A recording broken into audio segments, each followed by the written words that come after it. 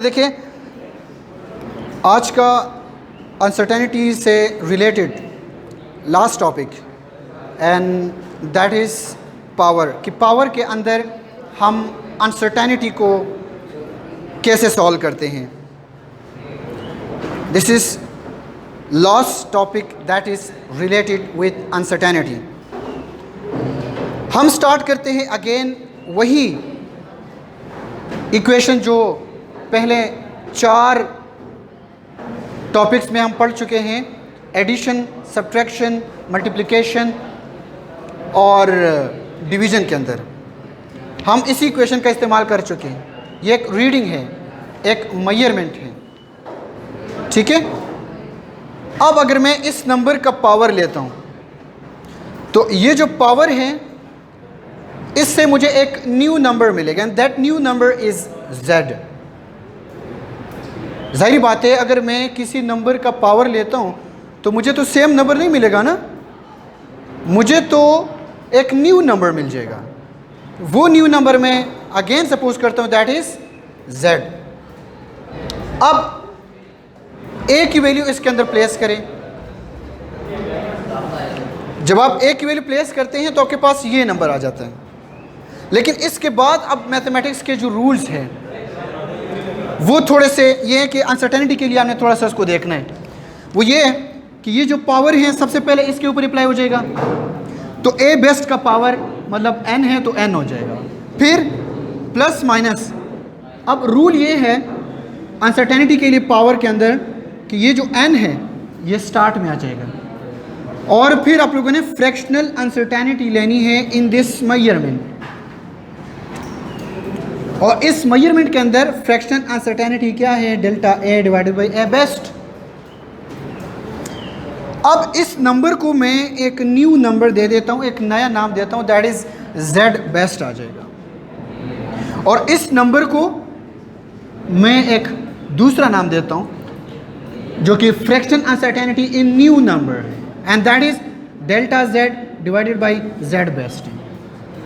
तो अब this equation will become like z best, z is equal to z best plus minus fractional uncertainty in new number, ठीक है। अब हमने जो चीज़ सपोज की थी, जो हमने नए नाम दिए थे, वो नए नाम क्या है? z बेस्ट हमने इस नंबर के बराबर किया था इन पावर, राइट। और न्यू नंबर के अंदर जो फ्रैक्शन अनसर्टेनिटी है उसको हमने इस नंबर को हमने इसको नाम दिया था, राइट। अगर आप इस नंबर को, ये जो इक्वेशन है, अगर आप इसको एब्सोल्यूट अनसर्टेनिटी में लिखना चाहते हैं तो फिर आप इस इक्वेशन को, this equation will be modified in this term, z is equal to z best plus minus delta z हो जाएगा। इसे खोल दे बेटा, यहाँ तक, ओके। अच्छा, ये अब ये जो आपके पास न्यू नंबर है, this new number z best के फॉर्म में और absolute uncertainty that is delta z। अगर आप, और इसके अंदर ये जो डेल्टा z है ना, how to calculate this delta z और this absolute uncertainty in power. So हमें ऑलरेडी पता है कि ये नंबर जो है fraction uncertainty in new number that is equal to n into delta a divided by a best. यहाँ से आप z बेस्ट को उधर जाके मल्टीप्लाई कर दें, तो जब मल्टीप्लाई करेंगे तो आपके पास ये जो नंबर आ रहा है ये absolute uncertainty in new number. तो अब ये जो इक्वेशन आई है, हमने एडिशन में, सब्ट्रैक्शन में, मल्टीप्लिकेशन में और डिवीजन में और इवन दो की पावर में भी ये इक्वेशन हम हर दफ़ा लिखते जा रहे हैं, लेकिन उसके अंदर जो चीज़ चेंज हो रही है वो क्या है? वो हमारे पास z बेस्ट है और डेल्टा z है, ठीक है। लेकिन इसका ख्याल रखना है, हम एक एग्जांपल करते हैं इसके ऊपर ताकि आप लोग को समझ आ जाए। आप लोग ये पूछते होंगे कि सर जी ठीक है, हमने तो ये 5 जो अनसर्टेनिटी से रिलेटेड चीज़ें थी ये तो पढ़ ली हैं, लेकिन इसको हम इस्तेमाल कहाँ पे करेंगे? तो मैं ज़रा एक एग्जांपल आपको देता हूँ इस पावर से रिलेटेड कि इसको कैसे इस्तेमाल करना है। आपके पास एक स्फीयर है और उस स्फीयर का रेडियस आपको दे दिया जाता है in term of best value and absolute uncertainty के टर्म में। तो आपको कहा जाता है कि उस स्फीयर का वॉल्यूम फाइंड करें। जब आप उस स्फीयर का वॉल्यूम फाइंड करते हैं तो आपने क्या करना है, वॉल्यूम लेट सपोज ये गिवन है, ये वॉल्यूम गिवन है, तो हमें पता है कि वॉल्यूम कैलकुलेट करने के लिए मुझे वॉल्यूम की बेस्ट वैल्यू चाहिए और उसकी अनसर्टेनिटी चाहिए।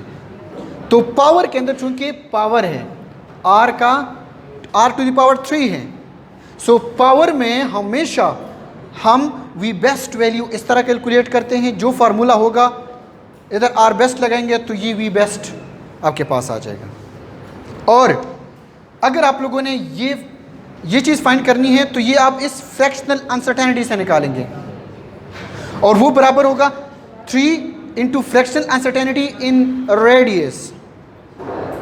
याद रखें कि इस वॉल्यूम में जो फ्रैक्शनल अनसर्टेनिटी है इसमें आप लोगों ने ये 4/3 इंटू पाई नहीं लिखना। जब आप fraction uncertainty in new number find करते हैं तो जो भी उसके साथ एक कांस्टेंट नंबर होगा वो आप लोगों ने नहीं लिखना।